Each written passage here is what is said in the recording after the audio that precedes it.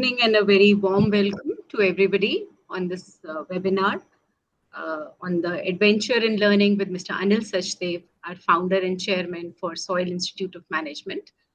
This is the sixth part of the series where we are, introspecting on the various aspects of our self-leadership, the way we think, the way we lead ourselves, the way we behave, so that we can enhance the quality of our lives. And we are very grateful to Mr. Anil Sachdev and to Soil Institute of Management for giving us this opportunity to, reflect and to deep dive into these highly relevant topics of today. So thank you, Anil, and a welcome to you. Thank Anil, you very much. Thank you. Anil, as we all know, I think needs no introduction, but still, to those who are joining for the first time, he's a globally renowned thinker and a practitioner in this space. He has decades of experience. He's been researching and teaching and practicing these areas across the globe to students as well as to very senior business leaders. So I think we are very fortunate to pick his brains today on this topic. I'm also very happy to welcome my co-host for this session, Mr. Anand Prakash and Mrs. Nidhi Govil. Mr. Anand Prakash is the CEO and founder at Farm for Full Potential. He's a very seasoned leader with over 40 years of experience and a recipient of the Golden Globe Tigers Award for Innovative Leadership in Quality. He has been felicitated by ASQ and the UN for his contributions to quality and cybersecurity. He is a distinguished speaker and mentor at SOIL and IIT Roorkee. So thank you, Anand, for joining us today. My pleasure. I'm also very happy to welcome Mrs. Nidhi Govil, our bright role model alumni from the founding batch of SOIL. She has led a very successful corporate career as a very senior HR professional with Accenture. And then she was driven by her mission to make India the skincare factory of the world. She is now the founder of Oriv Organics and Skin Innovation Sciences. So she's a strategic consultant turned clean beauty pioneer, as she calls herself. So Nidhi, welcome to this webinar today. Thank you, ma'am. Thank you for the awesome words. Thank you. And I'm, of course, your faculty host, Dr. Nitika Batra. I've been with SOIL and with Anil, learning from him almost since the inception of SOIL. And I have an investment banking background before this. And now I've also turned to strategy as an independent woman director on the board of a few companies. So I'm enjoying that portion also, along with my research and teaching at SOIL. So today's session is about leading the way we think, making choices and decisions, something extremely important to all our lives. Whether we realize it consciously or not, we are making those choices every day, and the more strategic ones also.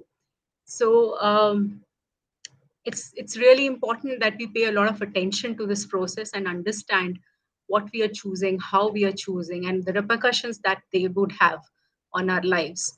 So they say that the quality of our lives is determined in a big way by the kind of choices we make, the kind of decisions that we take. And it's not just at an individual level, but also at the corporate level, in our professional lives. We are impacting our workplaces by our decisions.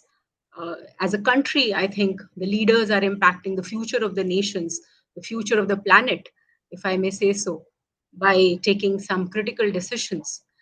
And therefore, I think in today's times, it becomes extremely important for us to pay attention to this area. I mean, the kind of world we are living with, a lot of conflicts, geopolitical tensions, the trade wars, I think a lot of that could have been avoided if our decision making was not driven by egos and revenge, and was more rational. So I think we have a responsibility towards ourselves as well as towards our country to be very rational and to be very careful while making choices and taking good decisions. So as they say, this is a very this is a complex process. It's a science as well as an art.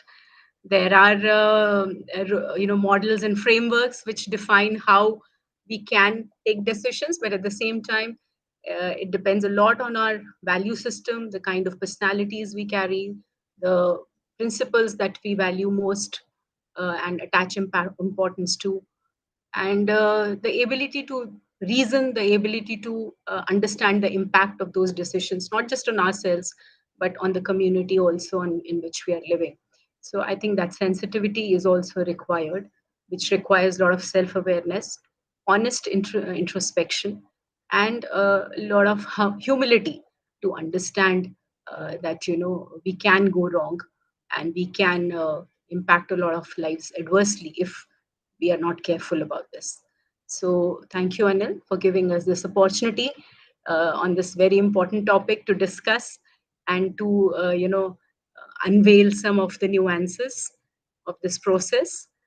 So, over to you, Anil, and if you can, just throw some light on the broad context and the views that you share on this topic. Oh, thank you very much. And I just want to take a moment to silently thank all the people in my life who have contributed to who I am today. My parents, my spiritual teacher,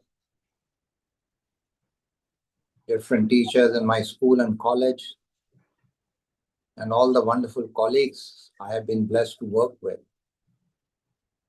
And I'm very touched that today we have Bhavna Sharma from Florida, who has joined the call from early morning. And we also have Matthew Jacob, who is in Texas, who has joined the call. So thank you, Bhavna and Matthew, for making the call. Today is also Independence Day Eve of India.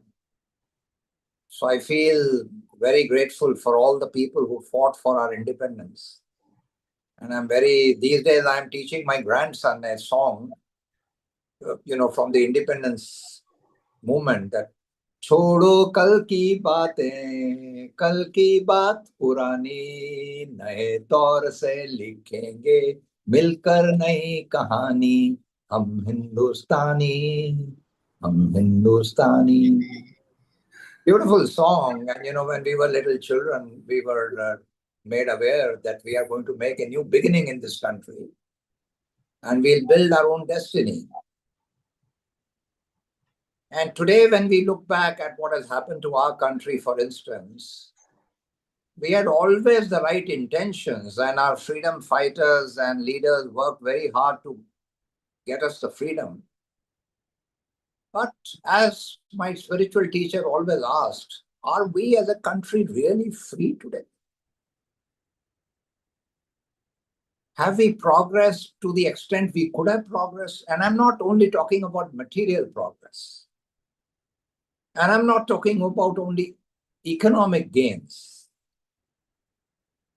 But have we evolved as a society? Do the women in our different cities feel safe? Are the children in our different communities feeling nourished? I see around me in Gurgaon, I see garbage thrown on the streets. I see people honking. I see the monsoon coming and everything going into disarray. And I ask myself, what is this progress that we have made? Have we really made progress? Are we truly a great civilization that we were at one time? So clearly, there is something very seriously wrong in the way we are thinking as citizens and behaving as members of the state. There are many things to thank the Lord for. There are many wonderful things that have happened in the country. There are many achievements in different fields. And yet, I ask myself the question, how can we really take responsibility for the way we live now? I think it's very important for us to think and to question the way we are living today, the way we are behaving today, and the way we are governing ourselves today. These are some very, very important aspects. So I look forward to the questions, because I feel that the gift of your questions is even more important than the answers that I give, because in asking the right questions, Perhaps there is more learning than anybody giving answers, because with the advent of AI, answers are available freely. But I think what's the quality of questions we are asking is really, this is all about that. So I look forward to your questions. And thank you very much for giving me this opportunity to share my tacit knowledge and understanding with all of you. Thank you, Anil. So let me begin by asking you, the first question that we have on our minds, the fact that uh, decision-making process often becomes a very complex process, especially when the decision is very strategic and very critical. And it involves a lot of factors which are not just tangible, but many of them are intangible in nature, which we cannot quantify or crystallize so easily. So I've seen companies do the models, decision taking models and financial models, where they crystallize the cash flows and, do just build that model and do an NPV and take a decision. Of course, now they're also looking at building some ESG factors, the, sustainability factors into the model. And even personally in our lives, there are times when we are, uh, placing more importance to our intangible values, for example, a principle that we hold close to our heart, or a relationship, or a person, or a place that we really love. And that takes precedence over the other tangible, so obvious factors that we have. My question is that in your life, have you ever faced this kind of a complex situation where there was a lot of interplay of these kind of factors? And then what was your approach? How did you navigate that situation? There were three important decisions, and I'd like to talk about one of them. I was very blessed and fortunate that at a very young age, people trusted me with responsibility. Right when I was a young trainee in Tata Motors, I was given a lot of responsibility, and Sorry I, to. uh, I can't even imagine the kind of, you know, when I sometimes think what made my seniors trust me so much and give me so much of responsibility. And in Aisha, where I joined after Tata's, where very rapidly I was given more and more responsibilities. And I'd always told the board of Aisha and the people who had hired me, like Mr. Vikram Lal, Subodh Bhargav, and so on, that I'll work with Aisha for 10 years and then I'll set up a think tank and a consulting company, because I was deeply committed to this idea inside my head of India's economic development in a responsible way. I used to call it economic development without spiritual impoverishment. So, when the situation came that I, at a very young age, I was a member of the board of the company, and I was only 35 years old. I had just turned 36 when this decision had to be made. Mr. Vikram Lal, Mr. Malhotra of Aisha, Subodh Bhargav asked me this question, that what would it take for you to think about this idea not just as your pet project, but how about we give you a platform for realizing your own life's vision? He said, we were discussing amongst ourselves that why don't we encourage Anil to create a company, a subsidiary company, which is focused on consulting and this vision of India's economic development. I was completely taken aback by that, because this was something I had dreamt of. I was willing to do all the hard yards to sort of give birth to my entrepreneurial venture. So I talked about it, and I was also told that, not only that would you be given a free hand to run this organization, but you will also get some stake in the company.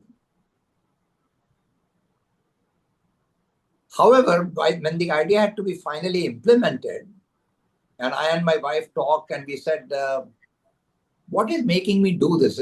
I had told this plan of mine even when I had started dating Neera when we were in college. I said, one day we will do this. And she was very wholeheartedly, she knew she was a part of my life and dreams, and she was supporting it. But when the time came, Mr. Vikram Lal said to me, Anil, I know that we had committed to you that you will get shares in the company, but unfortunately we are unable to honor that commitment. because we feel it won't be fair to other people in other businesses of Aisha. If we give one leader an opportunity to own significant stake in the company, perhaps we have to also empower other leaders. So for a moment, I was taken aback because I had started working on the project, and this was now almost a year into setting up the new business that I was told this. So at that moment, I was asking myself, what's the most important aspect that it matters to me? Is it the feeling that I own some shares and therefore I will get some money as a reward for my effort? Or was it more like the platform? And I remember also consulting Swami Chinmayananda, my spiritual teacher. And my mother was very unhappy that I should be leaving Aisha because she knew how much I loved the company. And she told Swami Chinmayananda, look at this, my son is doing so well in Aisha. And, he has so much, his quality of life, all the benefits the company is providing to him. And she was asking those questions. But I was telling Swami Chinmayananda that I am very keen, and I had been speaking to him about my life's purpose of creating this organization. But when I sat down in silence, and also what Swami Chinmayananda told me, that what's most important to you at this stage of your life, I realized it was an opportunity to create something of consequence. It was not the money or the financial motive that was driving me. And in fact, I felt very humble that I had earned the love and confidence of people in Aisha, that they were willing to give me this opportunity to convert my personal idea into a company subsidiary. So I think when I asked myself what's the most important question, and then when I was looking at what are the different options, of course, there was always an option of creating something of my own, getting some private equity investors or doing things like that. But I think I'm very happy that I chose to be still remaining as a part of Aisha and yet getting the autonomy. So I think for a moment, I was a bit troubled, especially when I was told that the commitment we have made to you, we cannot honor that commitment. A part of me said, maybe that's not very fair. But then the other part understood that why it was important for my other colleagues in Aisha to celebrate my being given this opportunity and not to feel that there was something unfair in one leader being given this and other leaders not getting this.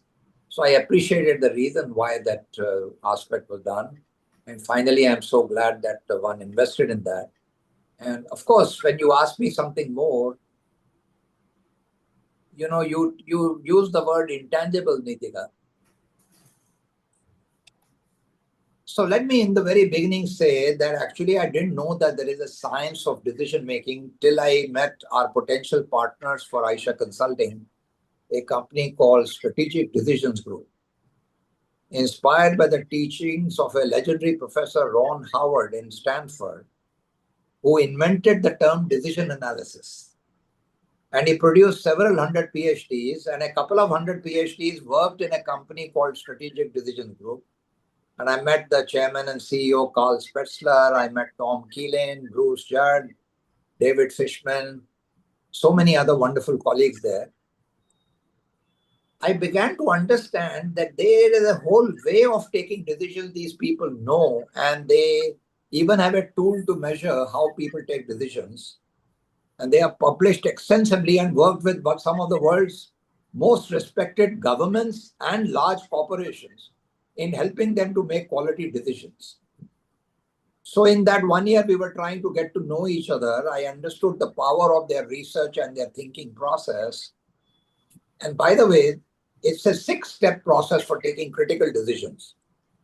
And I want to tell you that SDG teaches high school kids how to take quality decisions through a foundation called Decision Education Foundation. So high school kids can learn how to plan their careers based on this. We can use this in our personal choice making, and of course, large complex government and organizational decisions can be taken based on this 6-step process. The first is defining the frame for the decision. What is the frame? What's the most important question you are asking when you are taking this decision? For example, for a company, are you trying to improve your market share and dominance? Are you trying to improve positive cash flow and profitability? Are you trying to enhance your uniqueness in customer service? What are you trying to do for a country? If you have to become, if India has to gain competitive advantage, what is that one thing India wants to emphasize the most? So what's the question for India? Is it equitable growth, or is it growth per se? Is it the gross national happiness of its stakeholders, or is it GDP? So what's the most important question? Number two, what are the different creative and doable alternatives we have? Because rather than think only from the left brain point of view and come out with some analytical choices, are we using enough creativity? For example, in the complex problem amongst the Palestinians and the Israelis, or the India-Pakistan problem, or the problem between Ukraine and Russia, because we are not able to think of several creative options, we get lost between either this or that. So can we create enough options on the table? Then do we have the right meaningful and reliable information to take the right quality decision? Number four, are we evaluating each option based on the level of risk involved and the return it will get, the risk and return of that? Number five, are we consciously making trade-offs based on our values and also both intangibles and tangibles? What trade-offs are we willing to make? For example, this example of young students when they are doing, looking for a life partner. Are you willing to make a trade-off between the amount of money a person has versus what you like about that person's nature?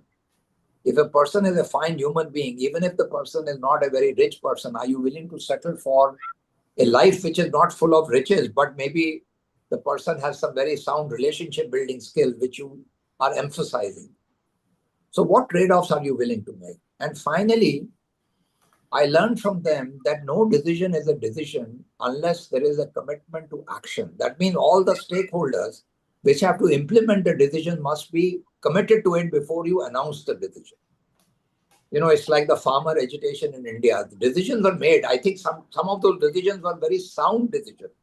But because there was not enough political alignment at the grassroots level, and there were some people trying to take the direction one way and the others, because we didn't have commitment to action, the whole thing had to be rolled back. So these 6 very important aspects I learned from SDG and Dr. Ron Howard. We lost him last year. What a doyen of a person, what an amazing thinker and person. And so many of us benefited by using the SDG methodology, not just in business decisions, but I would say also in personal decisions that many of us have taken.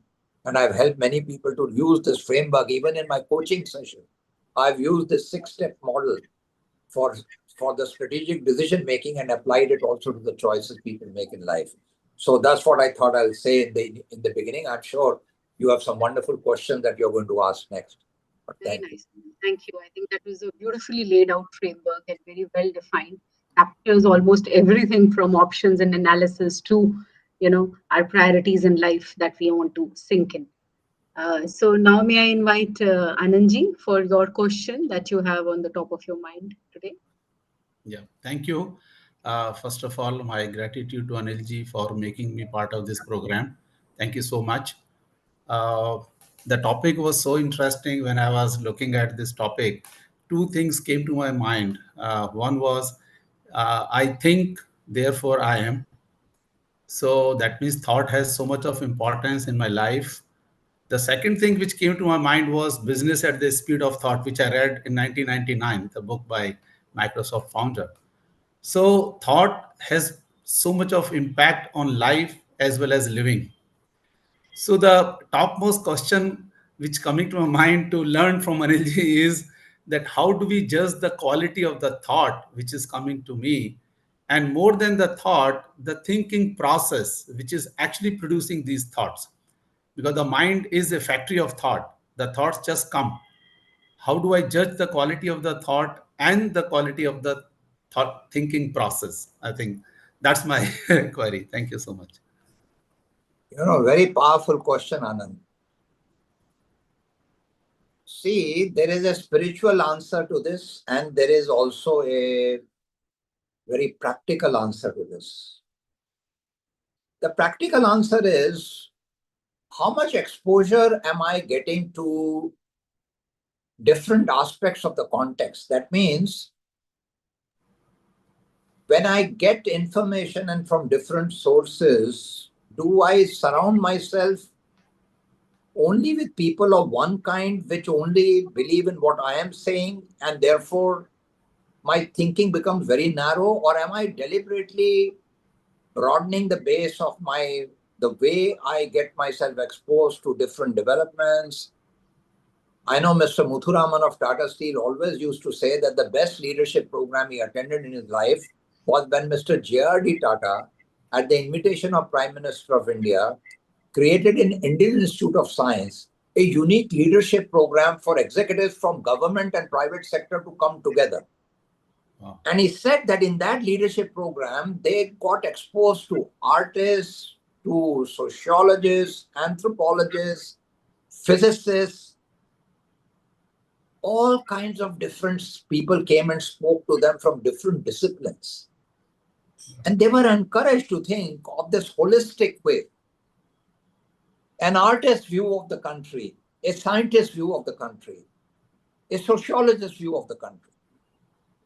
And I sincerely believe that because we get limited education, because we make early choices to study engineering or medicine or commerce or humanities, we don't get that holistic education. So how can we, out of our own curiosity, learn to get inputs from different disciplines? What's the historian's view of this country?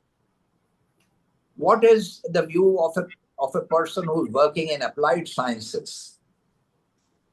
I think these are some very, very wonderful questions. So in a very practical way, in order to broaden our perspective, each one of us needs to, by conscious choice, read something from literature, philosophy, anthropology, what we call liberal arts, poetry. So all those, they make our imagination very wonderful. They also help us to connect the dots. So we can connect the dots between the way people live, the way people organize themselves, the way people vote in an election, the psychology of people. All these things we need to understand. So that's one part, which is a more practical part. Right. Now I'll turn to the spiritual dimension. See, Swami Vivekananda and Swami Chinmayananda used to tell us that your thoughts are determined by two things significantly: by the people you hang around with, the company of people you take, and the media you choose to pay attention to. If you don't watch out, you start speaking like your friend. If you're spending a lot of time, you will start speaking like that person. If you don't watch out, and if you keep on consuming a certain kind of media, for example, all the Donald Trump supporters, they believe in one thinking because they are always reading his channel, that is thought. Similarly, all the Modi followers in India, they will all follow that, or Rahul Gandhi followers, or any politician I'm talking about. People only want to follow the media, the posts, the writings, the readings, only to based on that. So we have to be very aware that at a spiritual level, we are actually we have become the slave of somebody else's thinking. We are not asking questions on our own. Right. You know, many years back, I was asked to introduce Sadhguruji to his first public audience being organized by CII in Delhi. This was at the early days when Sadhguruji was not as big a figure as he is today. So before I was to introduce him, I had an hour with him and along with another CII colleague. So I asked him the question that, in a very out of my innocence, I asked, so Sadhguruji, who is your guru? So he looked into my eyes, some very deep eyes, and he said, is it your trained mind asking this question?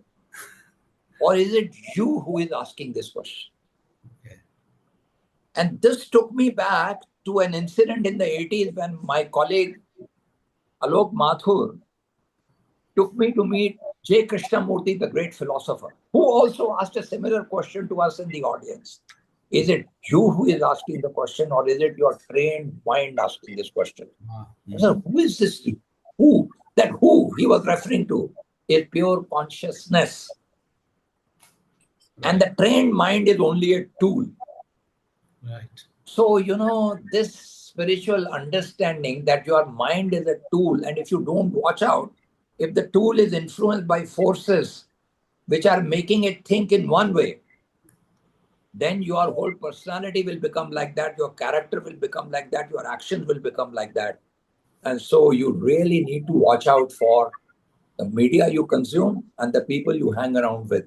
And you need to question everything on why are you believing something and not believing in something else. So that's the other thing I would like to say. Thank you. Thank you so much. Thank you for this elaborate answer. Thank you. Coming out of a comfort zone and, some honest introspection there to detach ourselves and question ourselves, like Anil said. I think that's the real route to self-awareness. So, Nidhi, over to you. What would be your question today for Anil? First of all, thank you, Anil sir and ma'am, to make me part of this entire session. I was so amazed, and we have been listening to Anil sir always, and every time he speaks, it's always so much of wisdom that comes out. So thank you so much. My question is primarily for the young leaders and also for leaders in the time of today's world. And you also spoke about SDG and the framework. My question to you is that there's so much more uncertainty in the world now. The information is not complete. So what would you suggest, like in terms of decision making at this point of time? Where do you stop in terms of collecting information, and when do you start acting? Because we don't know half of the information because it's so rapidly changing, and what would happen tomorrow, no one knows.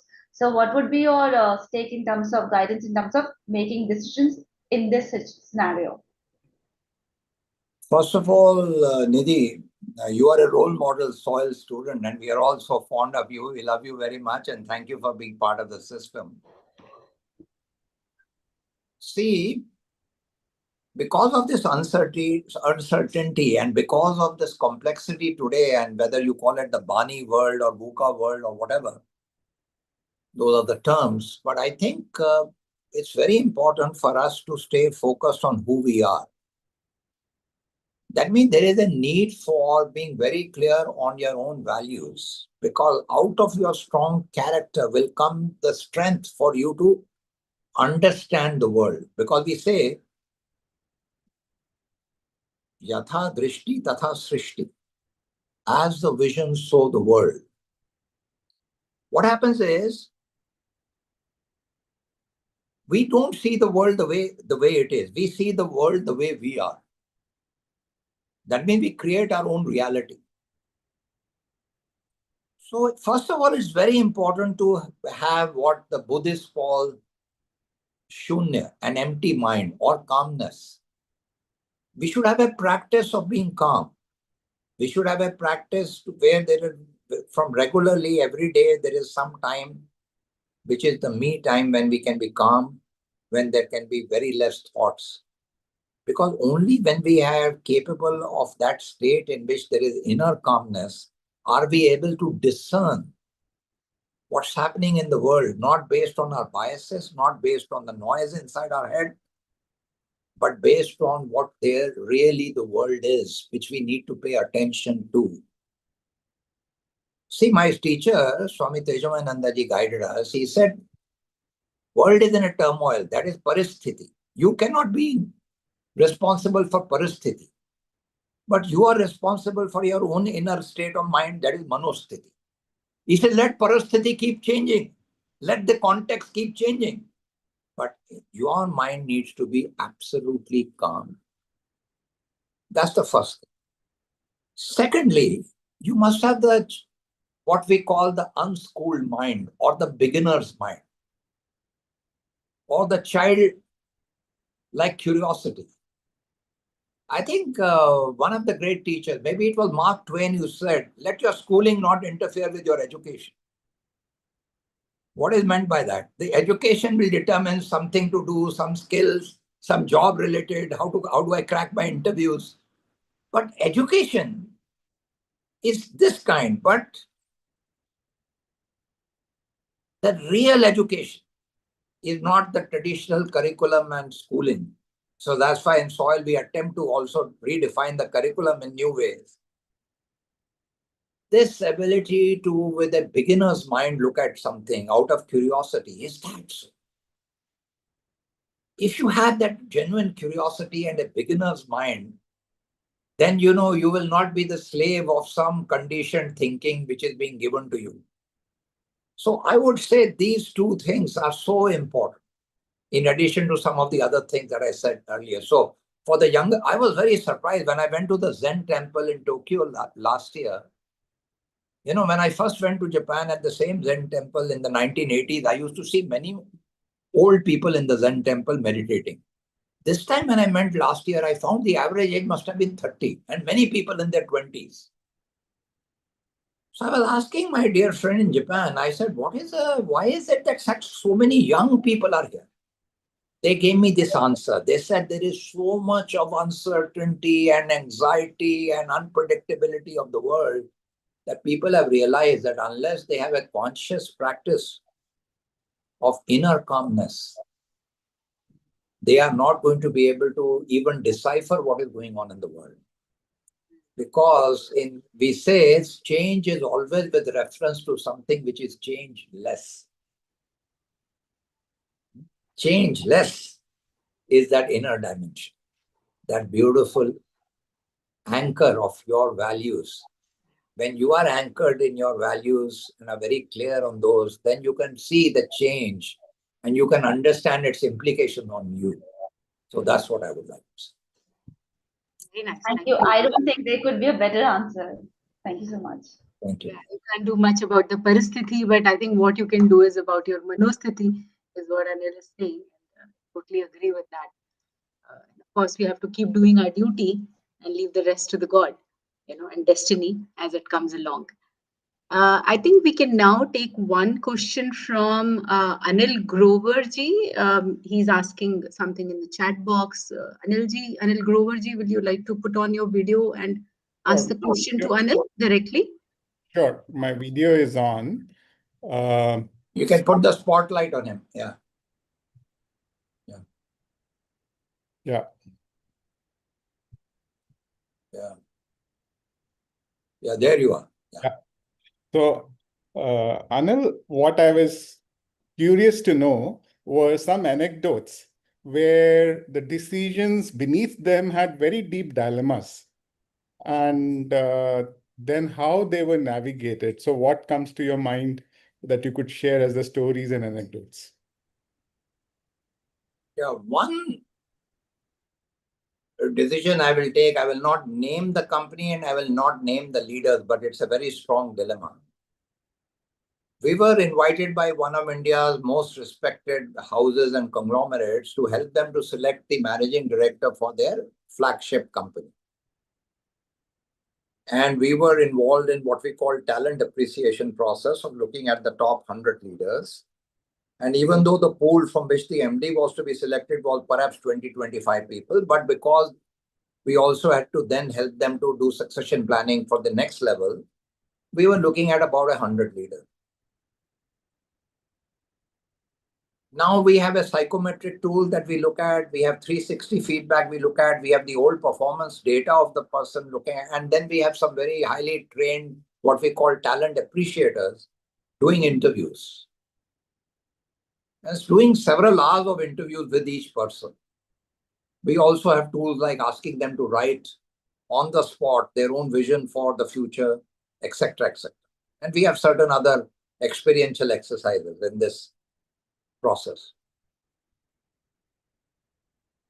There was one person who clearly was very much the person whom everybody expected to be named as the MD, because it was believed that he has the backing of the board and the people who matter in the organization.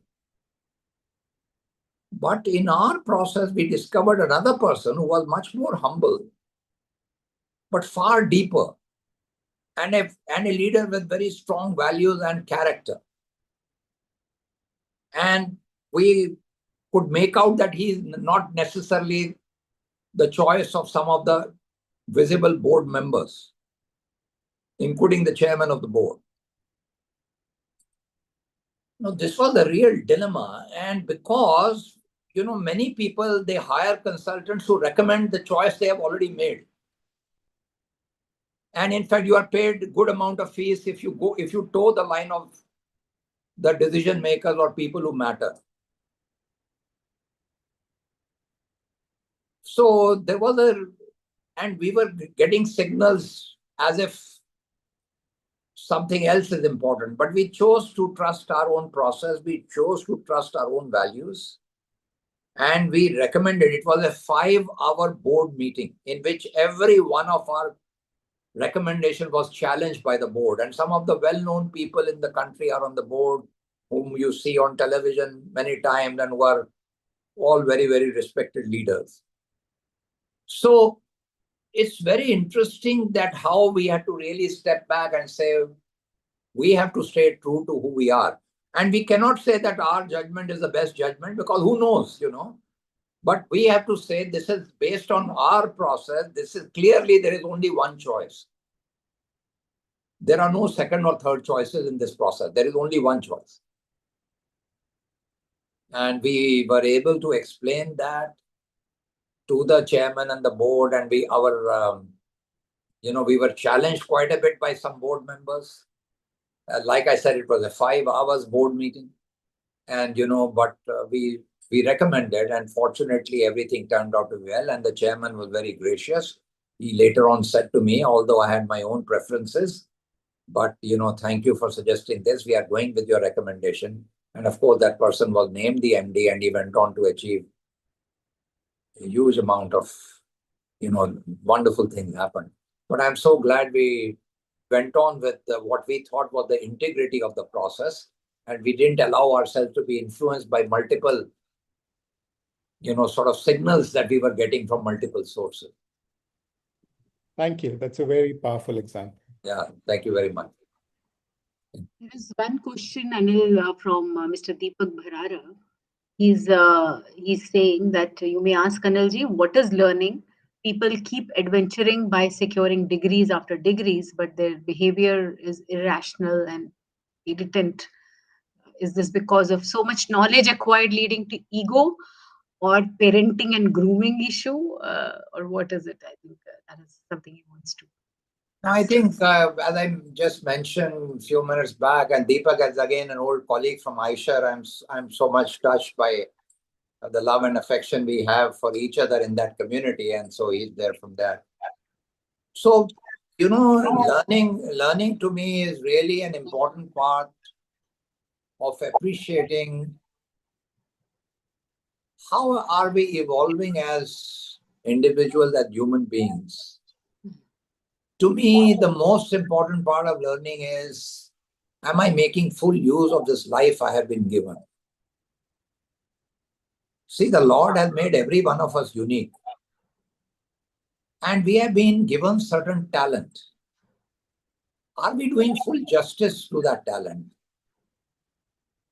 Are we making the best use of what has been given to us? Are we making full use of our strengths? Are we consciously putting effort to use our own unique strength in the service of whatever matters most to us? Are we doing that? So if you are consciously developing and improving the way we think, consciously developing and improving the way we relate to others, consciously even learning about how we learn and improving our own learning capacity, consciously learning how do we execute whatever ideas we have, and consciously learn about how we are upholding our own values in our life.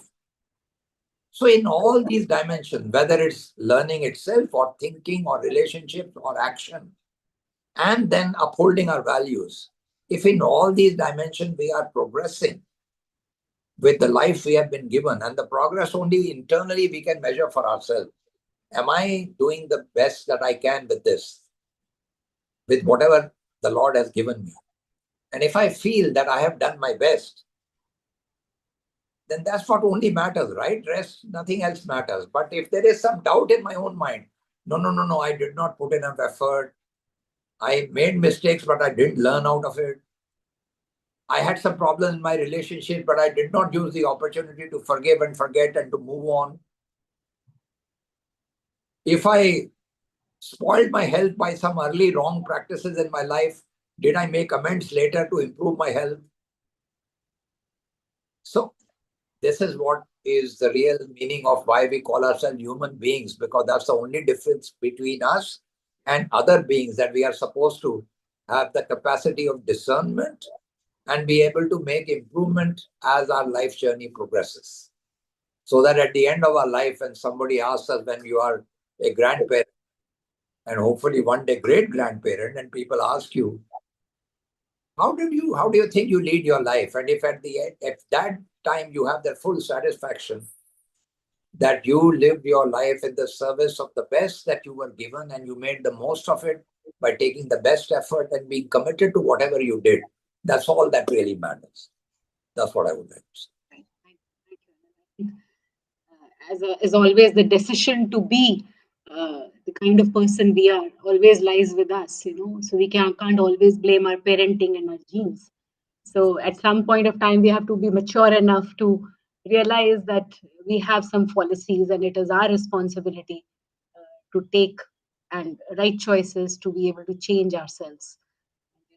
So it's not about degrees, Deepak ji. Probably not so much about parenting, but again, responsibility for ourselves.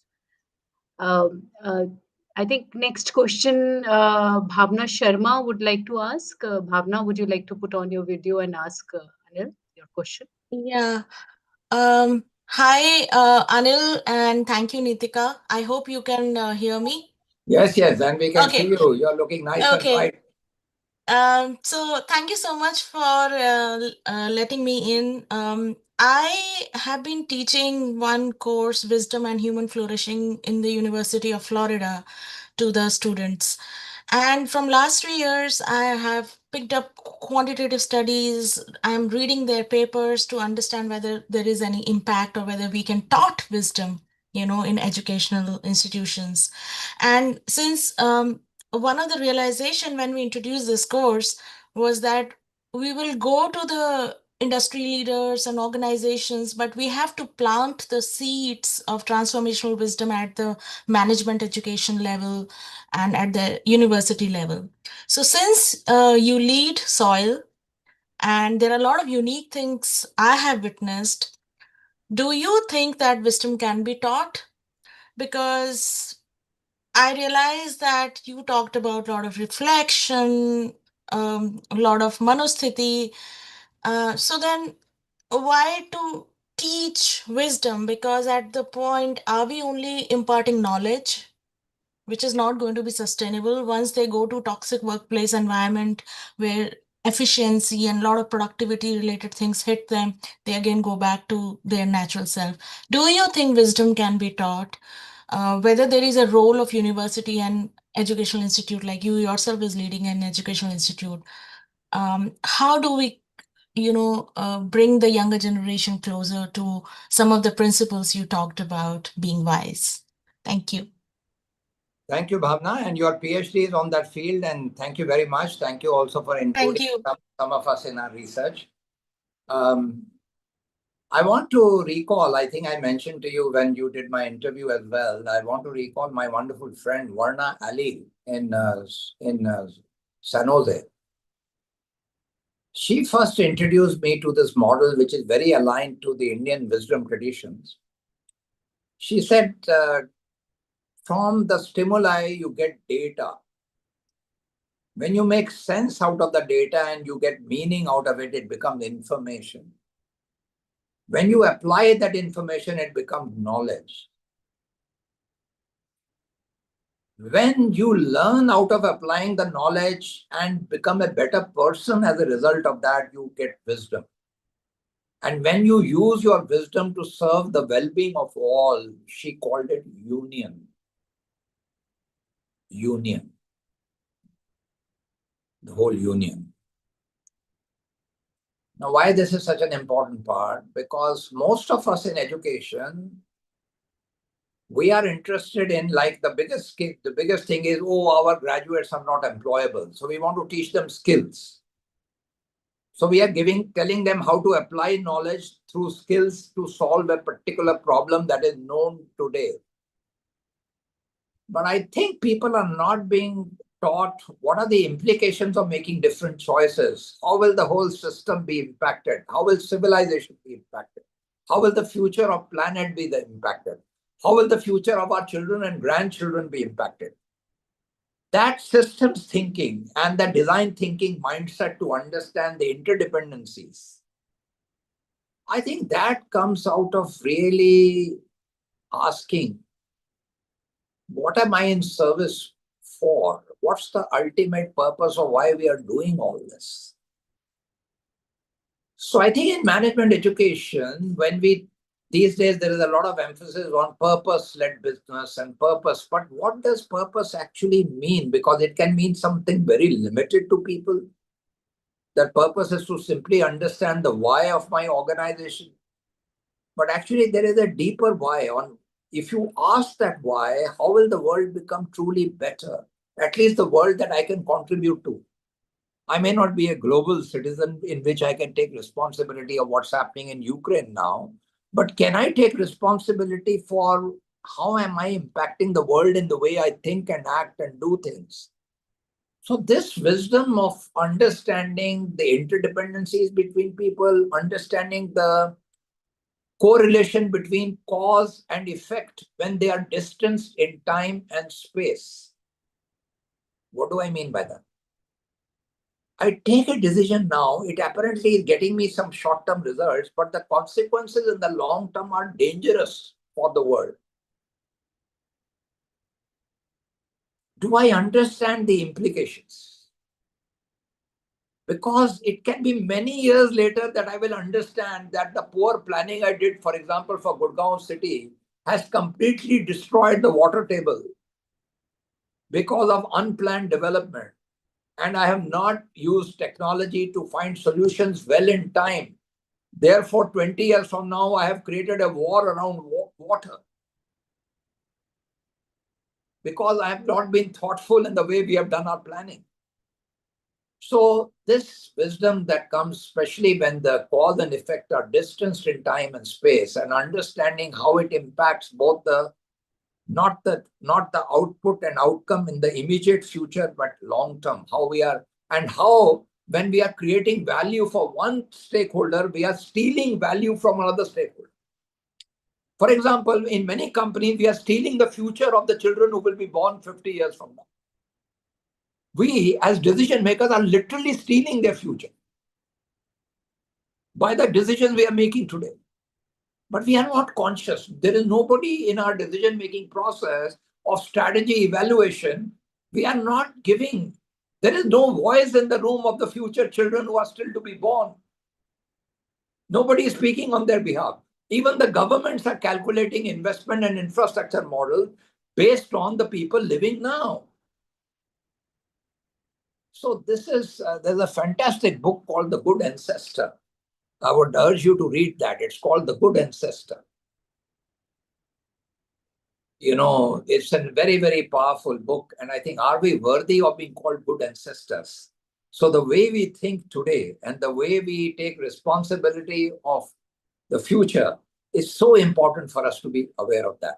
I think Anand wants to ask a question. Anil. No, I just wanted to add to this question what she asked, the importance of wisdom.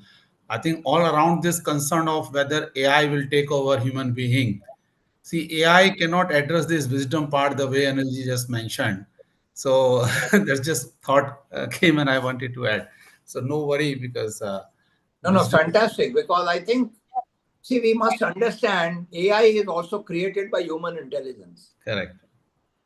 So it's human intelligence that is creating tools like so we call it artificial intelligence. And we are now trying to say, can this AI feel something? Can we make it mimic a human being as far as possible? And there are all kinds of attempts to make AI become more like a human being, right? The very interesting thing is everything comes out of the human intelligence and human consciousness. It's a form of energy. Even AI is form of energy. So are we, through that human consciousness, are we evolving our own capacity to be the witness to our own mind and to the witness to our own questions. Because AI will respond to the quality of questions we ask. So how are we, and that is what Bhavna says about wisdom, the quality of questions. Is that something that are our questions getting so limited that therefore AI is going to give us the answers to serve the limited question? Because we are interested quickly in doing something, getting some immediate solution to today's problems, and we are using AI to improve productivity, for example, having AI agents working with real human beings to automate tasks, for example, to do many things that human beings could have done yesterday. But that is only a very limited use. If I wish AI could be used to look at correlation between the different forces working in the world, we could use AI to look at patterns because we may not have time to read 1,000 pages. We can look at the essence of that document through AI. Those are useful uses. And then based on that, we can ask our own questions. And we, of course, don't trust exactly what the AI does. So I think our capacity to ask right questions. And I think I love what my dear friend Peter Block talked about, the notion of a leader. He said, the leader is like a social architect. The most crucial decision a leader does is how to identify the right questions and the right people to convene around the right questions. The role of a leader is to identify the right questions and clearly knowing that I don't have the answers. See, CEOs are overrated. They don't have answers. Prime ministers are overrated. They don't have answers. But do I have the right quality of people convening around the right kind of questions? That is leadership. If we can do that, then we will find some wonderful answers, and we will know how to get the best out of tools like AI. I think that's where the importance of dialogue comes in, from diverse perspectives and diverse teams, and an open mind to be able to listen to all these perspectives and be able to analyze them. And as we say, as the role of a true educator is not to teach the students to give the right answers, but to ask the right questions, right? So to provoke their mind enough so that they're thinking in that right direction. Like Anil said, answers are always there in the AI field, everywhere. So it's the questions which are more important. Thank you, Anil. Thank you, Bhavna. I think a lot of the questions in the chat box concerning leadership got answered through what Anil just spoke.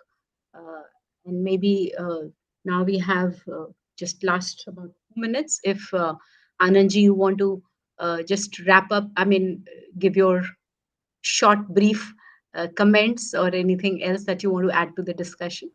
No, I think a lot of aspects have got covered. And anyway, the topic is so complex that we can continue for many more hours.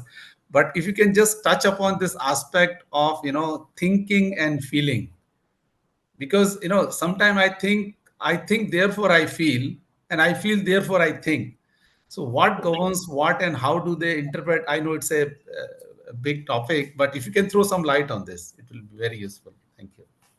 In our wisdom traditions from India, we talk about the three paths: the path of action, the karma yoga, the path of knowledge, that is jnana yoga, and the path of bhakti, which is the bhakti yoga, devotion.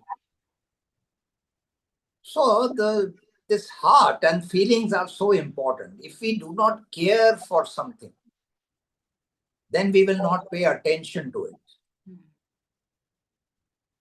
So devotion is almost a prerequisite, that if you're not devoted to a particular cause, you will not think through the solutions. That's why we say that matters a lot. The positive feelings of getting devoted to a cause matter so much, because without that devotion, efforts will not be fine. But then once you get the devotion, then the mind, because you are genuinely committed to it, then you begin to ask yourself new questions. Then that gives you a chance to explore new things and look at the different relationships between different cause and effect, and then look at new answers. So I think I would say, in my word, devotion and the heart and its commitment, and which comes out of love for what you do, is such a strong force. That thinking without that love for why this matters to you is very, I would say, very, very limited thinking. But once you have deep love for something, then the thinking will get the best out of it. Then you will find the solutions to make it happen. That's the way I like to position it Very today. good. So दिल और दिमाग की जंग में दिल की जीत होगी. दोनों important है, but you know, when you look at it reverse, on the other hand, if your feelings are disturbed and you are being attracted to all kinds of lower level feelings, which is of greed, which is of anger, which is of lust, which is of attachment, those are also feelings. If those things are disturbing you, then they will take away from your vision and thought.